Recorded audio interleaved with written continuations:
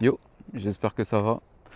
Moi en tout cas, ça va nickel aujourd'hui parce que on se retrouve dans une vidéo auquel j'avais vraiment envie de faire, que j'avais envie de vraiment de parler parce que ce sont des choses qui arrivent, je pense, à 99% des coureurs minimum, tu vois. Donc, je vais te parler un petit peu de pourquoi en fait je me plains d'avoir mal aux pieds, pourquoi j'ai stoppé mon entraînement dès le début, parce que je lance mes premières vidéos, je me présente tout ça, je fais mon premier entraînement, mais je suis déjà blessé et je t'ai jamais expliqué comment ça s'est passé et pourquoi j'ai tout ça, etc. Donc j'avais vraiment envie de te parler de ça. C'est quelque chose qui pour moi est essentiel avant que tu commences ta course à pied, parce que dans tout ce que je vais te raconter aujourd'hui, ça va être notamment d'une, comment moi ça s'est déclenché, euh, quelles sont, je suppose, les raisons, et ensuite, quels sont les problèmes en soi, quels sont les noms des problèmes que j'ai au niveau des pieds. Et pour terminer, je vais te donner des conseils pour éviter. En tout cas, je ne vais pas te donner des conseils. Ce ne sont pas mes conseils, ce sont les conseils que j'ai entendus à gauche à droite et que personnellement, je pense que je ne referai pas. En tout cas, j'aurais bien aimé qu'on me les donne avant de commencer quoi que ce soit. Donc là, je vais vraiment te parler donc, de moi, de mon problème, de ce qui s'est passé avec moi. Ça peut peut-être t'arriver, mais sous d'autres conditions. Donc c'est pour ça, prends mon, prends mon cas comme un exemple parmi tant d'autres. Et je pense qu'il y en a beaucoup qui vont se reconnaître si tu t'es blessé de la même façon que moi.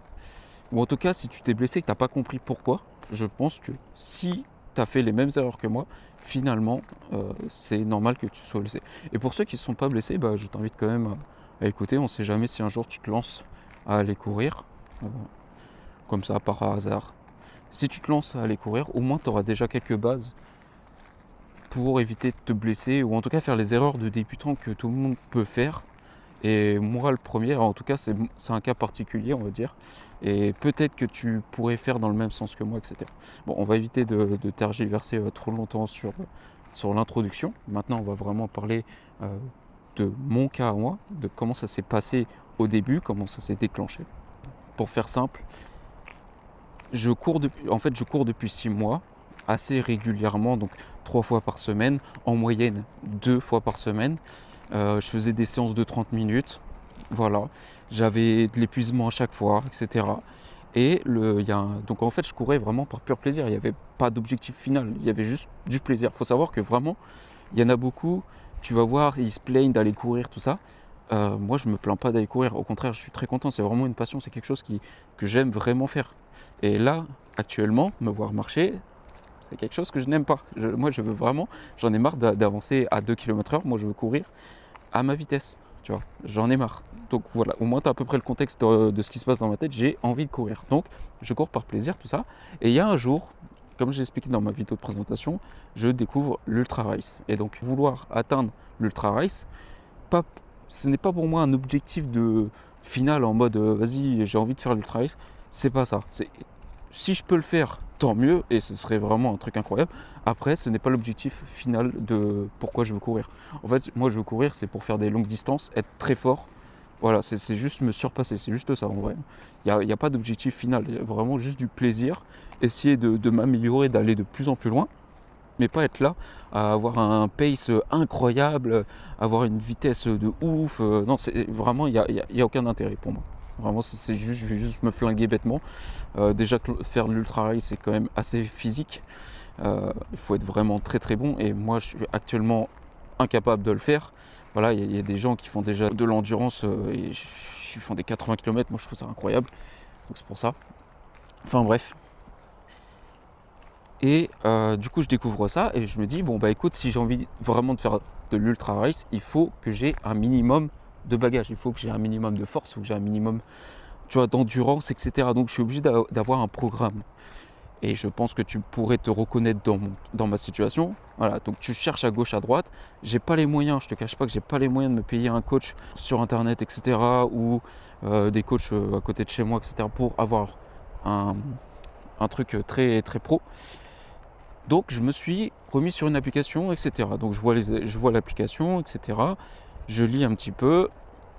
Et là, je t'avouerai qu'à ce moment-là, j'ai quelques bases. J'ai quelques bases sur comment faire de la course à pied. J'ai quelques notions sans vraiment être très pointilleux. Et vient le moment où, sur l'application, je paye donc mon forfait mensuel et il me demande pour commencer, en tout cas pour commencer mes entraînements, il faut que je fasse une VO2 max. Voilà, c'est VO2 max, tu verras, c'est une épreuve que tu es obligé de faire pour calculer ton endurance fondamentale, ton EF. Donc si tu me vois dire EF, ça veut dire endurance fondamentale. Ton endurance fondamentale, elle va servir surtout à guider tes entraînements, à pouvoir les courir tout le temps, etc. sans avoir un gros impact sur tes muscles. Grosso modo, je crois que c'est ça. Tu cours dans une vitesse vraiment très très lente, auquel tu te dis, tous se disent que c'est chiant, que ça sert à rien, bref, que c'est trop long, alors qu'en vrai c'est ce qu'il y a de plus important. Tu as des mecs qui supportent pas ça et pourtant c'est la base de ta course à pied. Si tu veux courir plus vite, il faut courir plus lentement. Et cette phrase-là, tu vas l'entendre partout, en tout cas par de nombreux coureurs, que ce soit professionnels ou même amateurs, bon amateur. Et donc la VO2 max, ça consiste à courir pendant 6 minutes à fond. Voilà, tu t'arrêtes pas pendant 6 minutes et à la fin tu fais un calcul pour découvrir ta vitesse maximale. Et suite à cette vitesse maximale, il faut que tu te gères en termes de pourcentage selon ce que tu veux faire en termes d'exercice. Mais en tout cas pour le F, tu es entre 60 et 75% de ta vitesse max. Donc voilà, c'est comme ça que tu gères tes entraînements. Mais avant, il faut faire la VO2. Et VO2, moi je fais quoi? Je prends mes chaussures actuelles, tu vois, les Hoka Challenger, qui sont pas, pour moi, qui sont pas adaptées pour tenter des vitesses, mais ça c'est mon point de vue. Et du coup, c'est les seules chaussures que j'ai de sport auxquelles je me sens vraiment bien, auxquelles je me suis toujours entraîné dedans. Donc je vais courir. Je fais une fois, je le loupe, je fais 7 minutes au lieu de 6 minutes. Du coup, au lieu de me faire chier à refaire un calcul de tête, faire des produits en croix, ce que j'étais capable de faire, je me dis, écoute, non, j'ai pas envie que je m'arrête à ça, j'ai vraiment envie de faire un truc propre, donc je vais courir 6 minutes. Donc j'attends 2 minutes de repos et je réattaque la VO2 max. Une fois que j'ai fait cette deuxième fois cette VO2 max, j'ai mon pace ultime, genre mon pace maximum. Du coup, j'ai mon endurance fondamentale, tout ça. Donc ça se passe un mardi. C'est juste pour que je te contextualise un petit peu comment ça s'est passé étape par étape. Donc là, le mardi soir, je fais ça et tout, nickel, j'ai ma VO2. Du coup, j'ai un peu mon truc pour l'entraînement. Et vient le moment du mercredi. Et mercredi, je me dis, ah, tu sais quoi, au pire, vu que j'ai envie de faire un marathon, parce que je me suis mis en tête de faire un semi-marathon, et semi-marathon, t'as pas des OK normalement Challenger à terre qui sont censés être pour des trucs mixtes, etc. Sur un semi-marathon, tu cours sur du bitume, sur du goudron et pas sur de la terre. Donc je vais me chercher une chaussure pour courir sur le bitume. Voilà. Donc je pars acheter une chaussure. Donc de base, vraiment, vraiment de base, j'allais juste regarder. Là, le mec il me présente plein de chaussures, je les teste et tout, je suis trop bien dedans. Je dis vas-y, je prends ça, je prends les Brooks Hyperion 3 et j'achète. Donc j'achète tout, je suis trop content, je les trouve trop belles et tout, trop confortables. Ça me change de mes ATR, bref, c'est un truc de ouf. Le lendemain, le jeudi soir, je me dis, tu sais quoi, je vais retenter ma VO2 max parce que j'ai des chaussures adaptées, tu vois. Et là, je me dis, ok, on va tenter la VO2 max avec mes chaussures adaptées.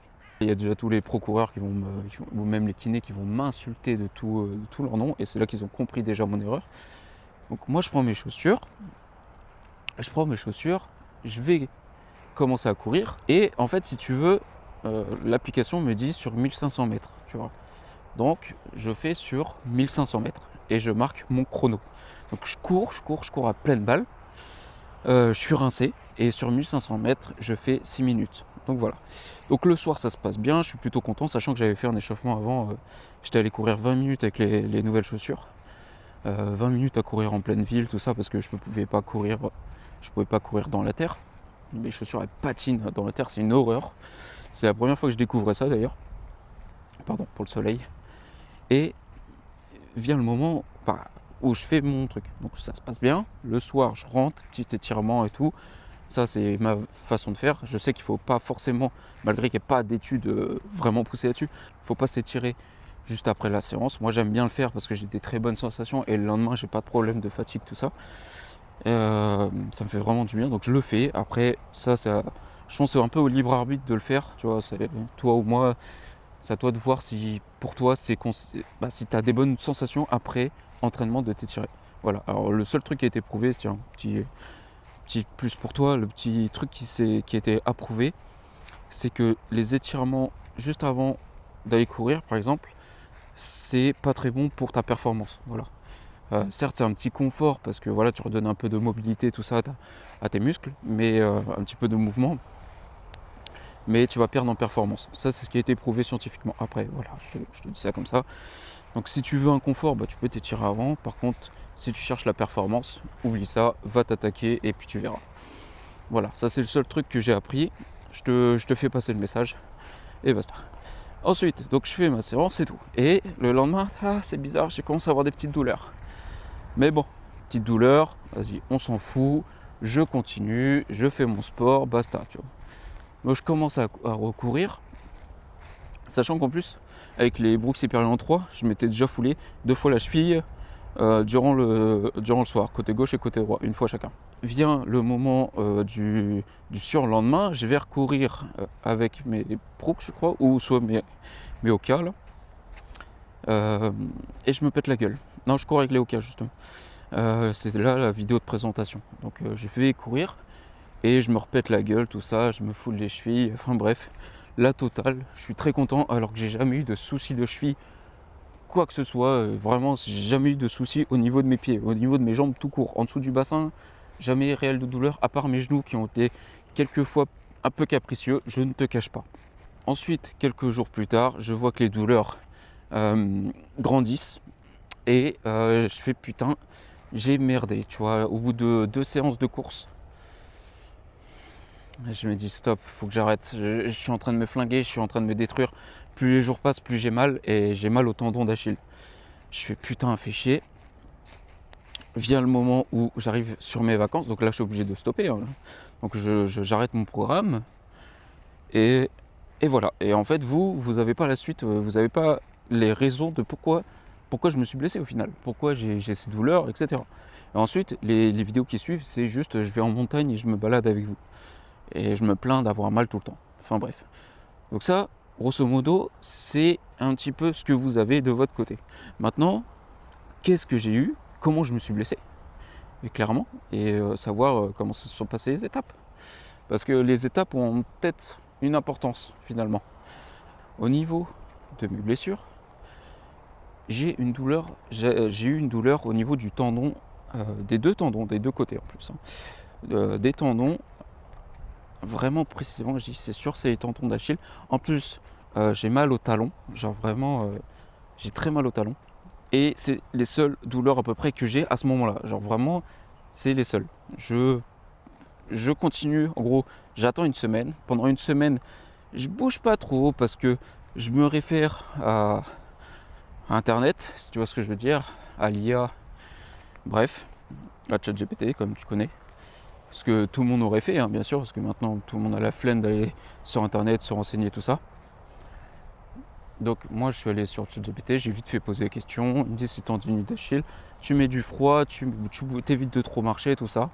Et de là, moi j'essaye de vachement me poser, malgré que c'est dur pour moi de rester assis à rien faire. Bref, je mets pas de froid par contre, du coup je mets plein de crème, je me détends le tendon, je me caresse et tout. Vraiment je fais des trucs pour essayer d'apaiser, tu vois, je dépense des sommes dans des crèmes, dans des pommades, dans plein de trucs. Et il n'y a rien qui marche. J'ai trop mal. La douleur, vraiment, en fait, j'ai trop mal. Non, j'aurais pu courir en vrai. En vrai, j'aurais pu courir. Mais dans ma tête, je me dis, j'ai pas envie de me niquer au début de tous mes entraînements. Tu vois. Autant ça fait 3 ans que tu cours, tu te blesses, bon, tu fais ok. Mais là, je suis de base à zéro. Donc, j'ai pas envie de me niquer complet pour le reste de ma vie. Tu vois, c'est un peu ma mentalité actuelle. De là, ce qui fait que au bout d'une semaine, j'en ai marre. Arrivent mes vacances. Je sais que je vais partir à la montagne et tout, que je vais faire des randonnées. Donc je dis pas le choix, je vais contacter mon kiné. Donc mon kiné me contacte en même temps. Donc c'est parfait, perfect timing. Il me demande comment ça va et tout. Je lui parle de mes douleurs, il me dit vas-y passe. Donc je passe la veille de partir. Et il me dit ouais t'as bien fait de venir me voir tout de suite. Parce que si t'attends trop longtemps, c'est pas bon quoi. sachant que je cours et tout. Il me dit normalement t'es censé marcher, t'es pas censé complètement arrêter en fait si tu veux. Donc il me diagnostique bien tendon d'Achille et en fait à ce moment-là, vraiment après plus d'une semaine, je commence à avoir de très très légères douleurs au niveau de la malléole. Je parle bien de la malléole. Et je fais c'est chiant, tu vois, j'ai mal. Mais bon. Et je lui dis à mon kiné, je dis je veux juste que tu me regardes les tendons, j'ai une légère douleur. Une gêne plutôt au niveau de la malléole, mais c'est pas très grave, tu vois, genre vraiment je lui insiste, tu vois. Et donc le mec il me dit ok, en plus il était tard et tout, de base il devait pas me prendre, enfin bref, complexe, c'est un peu moi qui ai forcé la chose. Et au final, il me regarde et tout, il me diagnostique, il me dit ok c'est bon, t'as bien le tendon d'Achille, tout ça, il me donne quelques exos à faire pour justement détendre ou remuscler un petit peu ce tendon, parce que au final on dit plus une tendinite, on dit une tendinopathie pour ceux qui ne savent pas. Et une tendinopathie c'est une pathologie, c'est pas une inflammation tout ça, il faut juste continuer. En fait il faut profiter justement aussi de cette blessure pour te renforcer. Il faut pas rester à rien faire et foutre de la glace tout ça. Ça c'est ce que j'ai appris avec le long terme, tu vois. J'ai appris qu'il fallait pas du tout s'arrêter et justement continuer à avoir du mouvement, continuer à avoir de l'exercice, même si ça fait un peu mal, c'est pas parce que ça fait forcément mal que c'est mauvais. Ça c'est ma vision des choses, parce que il y a des moments je faisais des exos, j'avais un petit peu mal, mais je continuais parce qu'on m'a demandé de le faire. Et en fait pendant la soirée j'étais pas serein et tout, ils me demandaient de faire des exos, je les fais. Et je lui dis c'est normal, j'ai un peu mal et tout, il me dit oui t'inquiète pas, tout va bien et tout, tant que tu souffres pas, c'est bon, tu vois. Donc ok. Je lui fais confiance. Moi, je suis là, je suis personne. Je suis pas kiné, je suis pas médecin, je suis frérot, je suis personne, je te rappelle.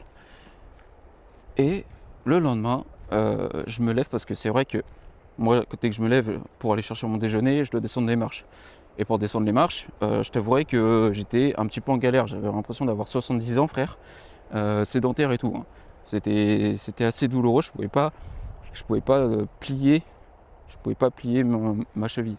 Du coup, vient le lendemain, je décide de descendre les marches avec beaucoup d'enthousiasme. Je me suis dit ça va me faire encore mal et tout. Je commence à descendre les premières marches et là, je retrouve de la flexion et tout, et là je suis en mode oh quel bonheur frère, trop agréable. Enfin bref, très très agréable. Je crois que le chien vient vers moi, super super. Si tu pouvais partir, ça m'arrangerait. Ouais, rappelle-le s'il te plaît, ton chien de con. Donc j'arrive en bas des marches, je me dis putain, il y a une vraie évolution, donc il a visé juste tout ça, je suis bien content. Donc là je pars, etc. Je fais ma vie, je suis dans les montagnes, j'ai mal et tout, je me plains, mais mon tendon d'Achille, bah finalement, avec le temps, je continue à faire les exercices. Je continue à faire les exercices qu'il me demande et tout, et là tout va mieux, genre vraiment, ça va de mieux en mieux, genre beaucoup moins d'inflammation, plus de mouvement, plus de force, etc. Donc je suis vraiment très content de la tournure des événements. Et je sais même pas où je vais. Mais plus j'avance, plus j'ai de la douleur à la malléole. Là je me dis c'est bizarre ça. Ça c'est bizarre. Vraiment la malléole, je comprends pas pourquoi j'ai mal. Peut-être que je me suis foulé la cheville, tout ça. Enfin bref. Je fais quelques recherches encore une fois sur internet et là il me parle que j'ai une douleur au niveau du tibial tendinite du tibial postérieur. Voilà, c'est le terme qu'on m'a sorti. Moi je me dis c'est quoi le tibial postérieur? Je me renseigne quand même sur internet parce que si tu sais pas comment faire pour résoudre, est-ce que c'est grave, est-ce que voilà. Je regarde et là je vois que c'est un petit muscle qui est derrière l'os, enfin bref. Ok, pourquoi pas. De toute façon, je sais pas à quoi il sert, etc.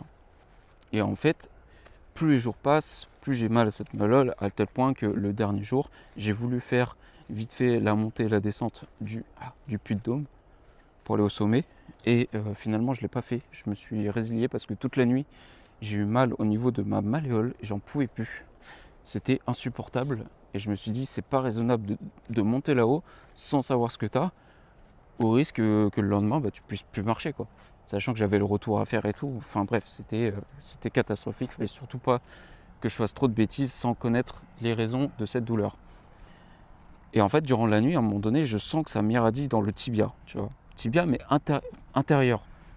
L'inverse des releveurs. Tu sais, les releveurs sont côté extérieur. Et là, je sens que c'est intérieur. Et là, je me dis, je sais pas pourquoi, je pense à un truc, une blessure depuis, en fait, depuis le début, j'entends parler d'un truc, mais ce truc-là, en j'avais cru entendre il y a très, très longtemps que c'était un peu le fruit de l'imagination de certaines personnes. En tout cas, c'est ce que j'avais entendu sur internet, tout ça. Enfin bref. Et que cette blessure-là, elle n'existait pas réellement, que c'était finalement que des pensées que certaines personnes ont, tu vois. Que c'est un peu, je sais pas comment on appelle ça, bref. Je me dis putain, je sais pas pourquoi, je sens que c'est ce truc-là. Moi, j'ai tout le temps entendu parler que les périostites, c'était au niveau du tibial intérieur, pas côté releveur, mais enfin bref. Et je me dis, je suis sûr que c'est un lien, je sais pas pourquoi. Bon, mettons cette pensée de nulle de côté et cherchons réellement le problème. Essayons de diagnostiquer si c'est vraiment le cas ou pas, tu vois. Je regarde plein de vidéos sur internet, je recherche vraiment plein de trucs. Je m'arrête pas à une vidéo et me dire, ah c'est ça, tu vois. Je regarde plein de trucs et là, ils disent tous à peu près la même chose. Et à un moment donné, je tombe sur une vidéo très très très très, très intéressante où ils t'expliquent beaucoup de choses, du début à la fin, sur la périostite. Comment tu peux les avoir, etc. etc., etc. Et en fait, à un moment donné, il parle de diagnostic, comment essayer de déterminer si tu en as vraiment une. Et là, même si je suis pas kiné, bah, je tente, tu vois, je tente, je me dis, de toute façon, où je suis, j'étais au sommet de Puy-de-Dôme, il faut que je teste, il faut que je touche, il faut que je regarde. Donc je commence un petit peu à toucher, et là, c'est vrai que selon ce qui est de diagnostiqué, selon ce qui est dit, bah putain, j'en ai une, quoi. Donc voilà, donc je me retrouve avec une tendinopathie du tendon d'Achille, donc pour commencer, et ensuite je me tape une périostite. Top, donc ça commence très très bien la course, hein. Mais enfin bref. Donc voilà, c'est un petit peu ce que j'ai actuellement, et la périostite, bah ça peut souvent avoir un lien avec la tendinopathie donc, du tendon d'Achille. Souvent ils sont de lien. Alors je dis pas souvent, mais je veux pas dire souvent, mais je veux dire ils sont quelquefois en lien les deux. Donc c'est pas étonnant que je me retrouve avec les deux pathologies, avec les deux problèmes, sur les deux jambes. Voilà, c'est top, je commence très très bien mes entraînements, c'est incroyable, je suis très heureux. Et voilà, et comme j'ai envie de te dire, moi c'est un petit peu ma philosophie de tous les jours, c'est que dans le mal, il y a toujours du bien à voir. Et le fait que ça m'arrive tout de suite, oui, c'est une erreur de débutant. Mais finalement, si tu regardes le bon côté des choses, bah d'une, j'avais qu'à me renseigner avant. Donc ça, c'est une leçon à apprendre, ça s'appelle une leçon de vie. C'est de dire que tout n'est pas acquis comme ça. Ça sert à rien de se lancer sans avoir de connaissances. Donc c'est pas plus mal que, voilà, dans ma tronche. Ensuite, la deuxième chose qui est bon à retenir, c'est que ça m'a permis d'apprendre les blessures, d'apprendre que ce n'est pas parce que tu as une blessure que forcément c'est fini, que forcément il faut que tu mettes de stand-by, etc. Donc quand tu as une blessure, il faut savoir réagir très vite déjà d'une, et deux, qu'on te fasse un diagnostic réel. De là, ça permet au moins d'avoir un programme d'entraînement, de garder ta puissance musculaire, garder tout ça. Et ça te permet aussi d'apprendre que finalement la course à pied, ce n'est pas que de la course à pied, c'est du renforcement, c'est de la muscu, c'est... Voilà, il ne faut pas que tu t'arrêtes à te dire moi je cours. Voilà, je suis là que pour courir. Non frère, t'es pas là que pour courir, tu es là aussi pour te renforcer, pour éviter que à l'avenir tu te blesses comme moi je l'ai fait, tu vois. Donc, et sachant que j'ai réalisé très récemment, vraiment très très récemment, que dans ma tête, si tu as envie d'être coureur continuel, genre vraiment gros coureur, tu vas forcément te blesser, un jour ou l'autre. Donc d'une, c'est pas plus mal que ça arrive maintenant, comme je te dis, au moins j'ai les connaissances. Si ça me réarrive dans l'avenir, je sais comment agir, je sais que c'est pas perdu, je sais que je pourrais rattaquer plus vite, etc. Parce que là, c'est plein de semaines de perdu, parce que j'ai voulu attendre, parce que j'ai pas voulu faire diagnostiquer tout de suite, que je me suis pas renseigné, etc., que ça a pris du temps. Et maintenant, ma guérison commence que maintenant, après plus de 2 à 3 semaines, sans rien faire, tu vois ce que je veux dire. Et donc ça, c'est du temps de perdu, alors que je sais que très bien que si j'avais eu les connaissances, bah là, ce serait déjà à partir de ce moment-là que j'aurais commencé doucement à courir, ce qui n'est pas forcément le cas en ce moment. J'ai tenté une séance hier, vite fait, ça a été un petit peu catastrophique, on va dire, mais je lâche pas, tu vois. C'est pas grave, ça arrive, forcément il y aura des hauts et des bas dans tout, et même dans la course à pied. Malgré que ce soit une passion, malgré que ce soit un plaisir, etc., il y aura forcément des hauts et des bas. Et donc ça m'a appris beaucoup de choses. Voilà, je sais que la prochaine fois, je vais pas recommencer la même erreur. Et ça m'a permis aussi de me renseigner sur pourquoi je me suis blessé. C'est quoi la raison? Pourquoi du jour au lendemain, alors que ça fait 6 mois que je cours, je me nique les deux côtés en même temps. Et que ça m'handicape autant en fait. J'aurais pu continuer à courir, mais quand t'as pas les connaissances, tu le fais pas. En plus, moi dans ma tête et un peu dans ma famille, dès que tu te blesses, tout de suite il faut que tu t'arrêtes, tout de suite il faut que tu arrêtes de bouger, tout de suite il faut que tu prennes des anti-inflammatoires, etc., etc. Et tu te poses pas plus de questions au final. T'es blessé, basta, tu vois, tu te reposes. Sauf que malheureusement, sur certaines blessures, bah voilà, t'es pas obligé de t'arrêter finalement. Donc ça, j'ai appris et ça c'est plutôt cool à apprendre parce que bah, c'est intéressant. Et en plus, je l'ai essayé, je l'ai testé, tu vois, et je l'ai approuvé. En tout cas, chez moi, je l'ai approuvé, tu vois. Alors, ça veut pas dire qu'à l'avenir, c'est parce que j'ai mal à cet endroit-là que c'est forcément le cas. Il faudra toujours faire diagnostiquer auprès d'un vrai professionnel pour savoir si c'est la même douleur, malgré que j'ai les mêmes ressentis. Parce que ça se trouve, je vais me rentraîner, je vais faire, c'est bizarre, hein, ça fait 2 semaines, je fais les mêmes exercices et ça marche pas. Donc c'est pour ça. Ça se trouve, il pourrait y avoir d'autres pathologies. Enfin bref, je suis pas médecin, peut-être que je parle dans le vide. Enfin bref. On revient au cas concret. Pourquoi je me suis blessé? Avec les recherches, j'ai appris tout simplement que d'une, je vais te donner un petit peu mes ressentis, mais déjà d'une, tu cours sur un terrain en terre, un terrain bitumé ou mixte, tes muscles ne travaillent pas de la même façon. Ou en tout cas, il faut un certain temps d'adaptation quand tu passes de l'un à l'autre. Alors déjà, ça, c'est quelque chose qu'il faut que tu apprennes. Si toi, tu as l'habitude de courir dans la terre et que du jour au lendemain, tu te dis je vais faire un marathon, donc tu vas courir sur le bitume. Déjà d'une, dis-toi que tu as un temps d'adaptation parce que le choc ressenti dans ton corps, même si toi, tu ne vas pas forcément le ressentir, n'est pas le même sur bitume ou sur terre. Enfin bref, logique, tu me diras. Mais il y a surtout un autre problème, c'est la paire de chaussures. Alors c'est un détail aussi. Tu me diras, ouais, mais moi j'ai choisi ma paire, on m'a conseillé tout ça, tout ça. Oui, alors peut-être, hein, peut-être que tu as très bien choisi ta paire. Moi je l'ai peut-être choisi un peu vite finalement parce que j'avais pas encore les connaissances assez grandes malgré que le mec m'a assez conseillé tout ça par rapport à ce que je voulais faire. Donc je lui remets pas du tout la faute en question. Attention, c'est pas, il n'y a aucun jugement sur qui que ce soit. Les gens sont super sympas là-bas en plus. Là où j'ai acheté ma paire de chaussures, c'est vraiment moi. Et puis de toute façon, même le vendeur, n'importe quel vendeur va te dire au feeling, est-ce que tu te sens bien dans ta chaussure? C'est l'essentiel pour lui. Lui, il va te proposer plein de gammes avec leurs spécificités, tout ça.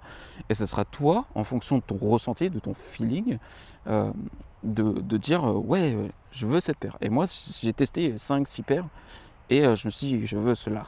Ils sont incroyables. Genre vraiment, ils sont incroyables. Déjà, je me suis aperçu que j'avais une voûte plantaire assez rigide. Donc ça, c'est un peu chiant. Donc ça, c'est mon diagnostic à moi, d'accord? Ma voûte plantaire, pour moi, elle est très rigide. J'ai du mal avec les grandes amplitudes pour donner de la force et tout. Bref, je t'explique même pas au niveau des trigger points que j'ai en dessous des pieds. C'est une horreur. Mais ça, je continue à me masser tous les jours, 1 à 2 fois par jour, pour essayer de chasser un petit peu, de détendre les muscles. Alors je sais pas si c'est la meilleure façon de faire, mais voilà, je fais de l'automassage, ça permet de détendre un peu le muscle et je pense que ça peut le faire que du bien. Donc la paire de chaussures a une importance capitale dans ta course à pied et c'est logique. Voilà, c'est un peu l'intermédiaire entre le sol et ton pied.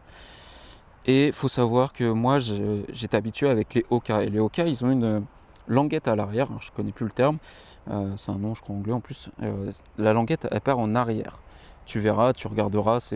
Moi j'ai toujours trouvé ça impressionnant sur ces chaussures et c'est ce que j'aime auprès de ces chaussures là, c'est que ça laisse pas mal ton tendon tranquille. Genre vraiment, moi il n'est jamais en contact. Donc mon tendon d'Achille il est confortable là-dedans. Mais mes Brooks Hyperion, malheureusement, je sentais en plus quand j'ai mis la chaussure, je dis putain, un bon maintien, tu vois.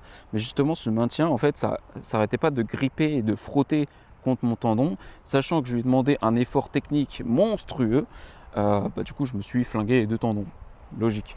Trop de frottement. Il faut savoir aussi que les tendons détestent qu'on les touche, donc arrêtez de les masser si un jour vous avez mal au tendon. C'est une très mauvaise idée de masser les tendons. Voilà, c'est un conseil que je peux vous donner si vous y connaissez pas. Je l'ai appris aussi à mes dépens parce que c'est le premier truc que j'ai fait, je l'ai dit dans la vidéo, mais j'ai oublié de vous préciser que c'était pas bien de le faire. Donc laissez vos tendons tranquilles, massez plutôt les muscles, mais pas les tendons. Donc ce qui fait que les Brooks Hyperion d'une, ça, le fait que ça m'arrache mon tendon d'Achille. De deux, pieds qui n'étaient pas stables du tout. Je n'étais pas prêt musculairement, je n'avais pas une capacité assez rigide au niveau de mes jambes, assez stable pour courir avec des Brooks Hyperion, surtout en sprint dès la première séance. Parce que d'une, je ne me suis pas adapté aux chaussures assez longtemps, il faut un temps d'adaptation quand même. C'est comme le bitume, c'est comme tout, en fait, quand tu changes, il faut que tu aies un temps d'adaptation, un rodage si tu veux, de tes pieds par rapport à ta course à pied, parce que les chaussures n'étaient vraiment pas stables du tout. Genre vraiment, quand je te dis pas stable, c'est pas stable. Euh, En fait, je suis passé de la Brooks Hyperion, j'ai remis ma chaussure Oka. La Oka, j'ai l'impression qu'elle était collée. Genre vraiment que je posais mon pied au sol. Voilà, c'était un truc de dingue. Euh, une stabilité dans mes chaussures de Oka, mais Oka là qui sont pas du tout la même conception, mais j'ai vu que j'avais fait une erreur, que j'étais pas prêt. Même quand je marchais avec les Hyperion, quand je me tenais droit, j'avais les pieds qui étaient un peu, les chevilles qui tenaient pas vraiment, donc trop tôt en fait, peut-être trop tôt, il fallait que je me remuscle les chevilles, tout ça. Donc c'est pour ça, le renforcement les gars, c'est hyper important, et surtout un temps d'adaptation. Tenez du temps en fait à vos chaussures, tenez, voilà. Au pire, je serais resté sur le pace que j'ai fait, ma VO2 max que j'ai fait avec les Oka. En vrai, ça aurait été ok, tu vois. En plus, il n'y a même pas eu tant de différence que ça, donc voilà, c'est con. En vrai, c'est con, mais c'est pas grave. J'ai fait l'erreur, comme ça, si je peux donner des conseils à toi ou à qui que ce soit d'autre, ne fais pas les mêmes erreurs, aussi bêtement que ça. Et aussi le fait que je passe de rien du tout à faire du sprint 3 fois dans la semaine. Déjà, tes muscles, ils n'ont pas eu le temps de se reposer. En tout cas, mes muscles, à mon niveau, il faut que je vous rappelle que je suis débutant, donc si tu es débutant, fais attention. Mes muscles, ils n'étaient pas habitués. Je suis passé de courir normalement à leur faire des sprints de zinzin 3 fois dans la semaine, surtout avec une nouvelle paire de chaussures. Autant les Hoka, j'ai pas trop ressenti de fatigue le lendemain, si tu veux.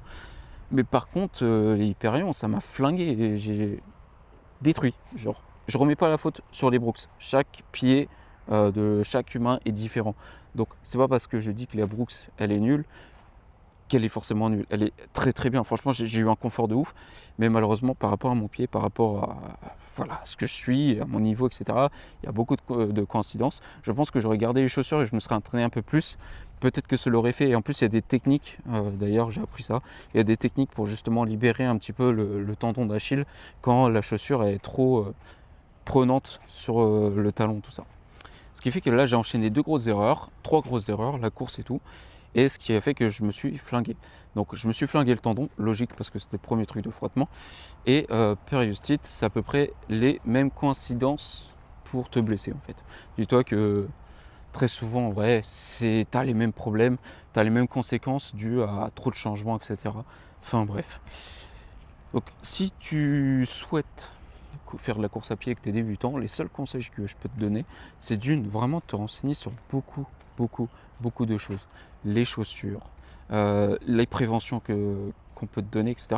Renseigne-toi, que ce soit sur internet, même s'il faut regarder 10 vidéos sur le même thème, renseigne-toi à gauche à droite, parce que en fait le truc de internet, c'est que tu as plein d'informations différentes, et malheureusement c'est à toi de décortiquer pas quel est le vrai, quel est le faux, parce que je pense qu'il y a beaucoup de vrai dans tout ce qui est dit, mais juste décortiquer les points, les prendre, les arguments, tu vois, te les noter, et en fonction des arguments qu'on te donne, et c'est à toi de choisir, tu vois. Par exemple, si pour les chaussures, tu vas regarder plein de vidéos sur comment choisir sa paire de chaussures, et chacun ne dit pas les mêmes choses, ou en tout cas peut-être qu'ils oublient des détails quand ils font leurs vidéos, et ce qui fait que justement, tu dis ah lui il dit ça, l'autre il dit pas ça, l'autre il dit son contraire, comment je fais, tu vois. Et au pire, si tu te sens pas à l'aise, tu demandes à un professionnel et lui il va te guider, tu vois. Ensuite, donc choisis bien ta paire de chaussures, renseigne-toi bien sur comment débuter, etc. Ne va pas trop vite s'il te plaît. Fais pas la même erreur que moi. Ou même moi je suis pas allé trop vite, je suis juste allé trop bourrinement et j'ai pas pris. Du coup je suis allé trop vite sur les chaussures, mais j'ai pas pris assez de temps pour m'adapter à la chaussure avant de tenter quoi que ce soit avec, tu vois. J'aurais dû faire des entraînements simples avec les Brooks. Juste courir normal pendant un mois et lancer mon programme un mois après, tu vois. Je pense que j'aurais dû faire ça, faire un petit rodage de mes chevilles, de mes genoux, des chaussures, etc. renforcer ma malléole. Et surtout un autre truc, quand tu es débutant, apprends le renforcement tout de suite au niveau de toutes tes chevilles, de ton bassin, de tes fesses, de tes cuisses, de tes mollets surtout, très important, les mollets. Euh, Mollets, chevilles, tout ça, la stabilité globale, ça permettra de partir avec un petit peu de bagage, avec une chance de moins te blesser bêtement, te blesser rapidement. Voilà, c'est les seuls conseils que je peux te donner. Qu'est-ce qu'il y a d'autre? En vrai, c'est le seul conseil que je peux vraiment te donner parce que je te parle pas en tant que professionnel. Moi, je te rappelle, je suis un amateur, je connais rien du tout. Je fais que me renseigner à gauche à droite et je te retranscris ce que je sais au point, dans le moment T, tu vois, dans le moment présent. Voilà, ça, c'est ce que j'ai appris aujourd'hui. Peut-être que demain, j'apprendrai une nouvelle chose et si je pourrais t'en faire parvenir, eh ben, je te le ferai. Ce serait qu'avec plaisir, tu vois, parce que moi, je me renseigne, je te rappelle, je suis passionné, donc ce sera étape par étape et plus je vais en apprendre, plus je vais te le retranscrire. Donc si tu as envie de te lancer dedans, fais-le à ta vitesse, il n'y a pas de jugement. Voilà, il faut que tu ailles doucement. Si tu sais pas comment courir au tout début, bah tu regardes sur internet ou même tu peux même acheter des bouquins, il y a des très bons bouquins, tout ça, euh, pour avoir des séances d'entraînement basiques. Voilà, si je peux te donner une application pour... En gros, je vais te donner l'application que moi j'utilise, mais ce n'est pas forcément l'application ultime, la meilleure application. C'est juste que par facilité, je suis tombé dessus. J'en ai entendu sur les réseaux. J'ai dit écoute, c'est encadré par des très bons coureurs, je vais tester et comme ça on pourra s'entraîner. Malheureusement, j'ai pas pu continuer les entraînements parce que comme un con, je me suis blessé tout seul. Voilà, c'est pas la faute de l'entraînement parce que j'ai suivi une VO2 et je l'ai fait 3 fois. Donc c'est à moi aussi de me remettre en question. Et si par exemple toi, tu as envie de te lancer en course à pied, mais vas-y, il faut faire une VO2 pour savoir ton endurance fondamentale, j'ai pas envie de me blesser comme toi, tout ça, tout ça. Le seul conseil que je peux te donner au final, c'est cours très lentement, il faut que tu aies l'impression que tu marches limite. Et en fait, il faut que tu arrives à tenir une conversation tout le long de la course à pied. Vraiment tout le long. Il n'y a pas une seconde où tu te dis je suis épuisé, attends 2 secondes. Si tu fais ça, c'est que tu cours beaucoup trop vite. Voilà, c'est le seul conseil que je peux te donner. Donc si, par exemple, quand tu cours, au pire, tu t'imagines un personnage et tu parles à toi-même. Donc tu parles à toi-même tout le long. Si tu vois que tu commences à t'essouffler bêtement, tu ralentis la cadence. Pas de stress. Il faut savoir que tous les coureurs, tous les coureurs qui font de l'endurance fondamentale se plaignent d'être très lents. Et waouh, c'est vrai que c'est très très lent. Même moi, si je le fais par plaisir, tu vois, c'est très très lent. Et au final, tu te rends compte que les lendemains, t'es pas fatigué alors que tu as couru 35 minutes et que tu peux tenir beaucoup plus longtemps en endurance fondamentale, franchement. Mais moi, quand je me suis arrêté sur les 35 minutes, sachant que je courais avant 30 minutes et au bout des 30 minutes, j'étais assez fatigué. À la fin des 35 minutes, je me suis dit, putain, en vrai, je pourrais faire 2 heures en fait, comme ça. C'est tellement calme, c'est tellement tranquille, c'est tellement pas fatigant que tu peux courir autant. Et ça, c'est trop bien. Et un autre conseil, cours à l'endurance fondamentale. Et si tu veux t'améliorer, il faut que tu fasses... en fait, plus tu vas faire de kilomètres, plus c'est ça qui va te renforcer. C'est pas que la vitesse. Et après, il y a d'autres choses, il y a d'autres petites spécificités pour que tu t'améliores plus vite. Mais ça, c'est dû grâce au programme. Donc, personnellement, je vais pas parler trop vite parce que je ne l'ai pas fait. Mais il y a de très bonnes chaînes YouTube qui en parlent. Des bases, tu vois, les allures et tout ça, bref. C'est très complet. Soit je te conseille l'application Campus, sur lequel je suis moi personnellement. Après, je sais que Strava, ils font des petits trucs comme ça. Il y a eu quoi d'autre Non, je crois que c'est tout ce que j'ai. Il y a plein d'autres applications. Mais moi, personnellement, je me suis basé là-dessus. J'ai pas bougé, j'ai pas voulu chercher ailleurs. Voilà, Campus, c'est 20 € par mois. En vrai, c'est Netflix, 20 € par mois aujourd'hui. Donc, grosso modo, je préfère être en bonne santé et sortir et prendre de beaux paysages dans la tronche que de rester assis à regarder Netflix quand il pleut, tu vois. Même quand il pleut, quand il y a un tout petit peu de vent, va dehors, va profiter, va marcher, apprends à aimer le temps de merde, hein. Parce qu'honnêtement, c'est pas très plaisant de courir quand il y a du vent, quand il y a un peu de pluie et tout, mais apprends à aimer tout ça. Moi, c'est ce que je fais, tu vois, genre la pluie, ça m'a jamais dérangé, le soleil, ça m'a jamais dérangé forcément, la neige non plus. Ça a toujours été le vent, mon plus gros ennemi. Et là, depuis 2-3 jours, là, il fait beau, hein, parce que forcément, je choisis le meilleur moment pour te parler. Il n'y a pas beaucoup de vent. En plus, je suis dans un endroit très calme. Donc, grosso modo, il y a eu 2-3 jours de vent. Et bah, je me suis amusé à sortir, à aller marcher en ces temps de vent-là, pour justement essayer d'apprendre à accepter que bah, malgré tout, ça fait partie de la vie. Même si tu détestes ça, bah, c'est comme ça. Donc, tu apprends. Et tu apprends à te détendre, en fait, pas t'énerver. Pas te dire ah putain de rafale. Non, frère, c'est la vie. Bon, par contre, s'il y a une tornade, ne sors pas. T'es pas con, hein, s'il te plaît. Fais un effort. Non, voilà, en tout cas, c'est ce que j'avais envie de te dire. Donc, prends le temps de faire les choses. Voilà mon expérience. Moi, je suis allé courir trop vite. J'ai fait trop de bêtises. J'ai pris trop de confiance, etc. Et j'aurais pas dû. J'aurais dû prendre plus de temps pour moi et pas dire j'ai envie de faire de l'ultra race demain. Non, ça marche pas comme ça. Tu sais que en plus, moi, je sais que mon programme, c'est dans 4 ans, 5 ans. Je sais que c'est dans 4-5 ans que je vais faire l'ultra race. Voilà, donc pas besoin de me surmener comme ça et de risquer de me blesser aussi bêtement que ça. Comme ça, en plus. Bon, comme je t'ai dit, il y a toujours du bien dans le mal, et ça, c'est une chose que tu dois apprendre aussi de ton côté. C'est pas parce que tu te blesses que forcément, faut voir le mal partout. C'est pas grave, tu te blesses, c'est comme ça, c'est la vie. En fait, il faut juste s'adapter et de se dire que ça sera une leçon pour plus tard. Et moi, c'est le cas, c'est une leçon pour plus tard. Voilà, au moins en plus, l'avantage, c'est que moi, vu que j'ai jamais eu des problèmes au niveau de mes chevilles, de mes pieds et tout ça, même si je m'étais foulé la cheville très fort, j'ai jamais eu de douleur le lendemain, même le soir même. Donc au final, il y a des douleurs qui ont été inconnues pour moi au bataillon. Et je me suis dit, mais c'est quoi? Comment je fais? Est-ce que c'est une douleur osseuse? Est-ce que c'est une douleur... J'étais en train de vriller, et du coup, là, ça me permet d'apprendre les douleurs. Ça me permet d'apprendre que telle douleur, ça peut être cela. Et l'autre douleur, ça peut être cela, tu vois. Et voilà. Donc au moins, je sais que grâce à tout ça, je vais éviter de recommencer ces erreurs-là d'enfant de 8 ans. Voilà.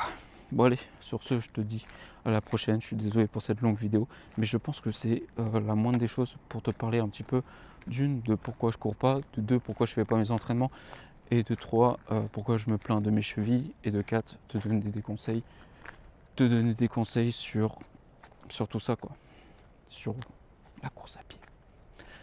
Bon, allez, je te laisse, il y a plein d'autres chaînes YouTube à aller voir. Allez, je te laisse, ciao, ciao, ciao.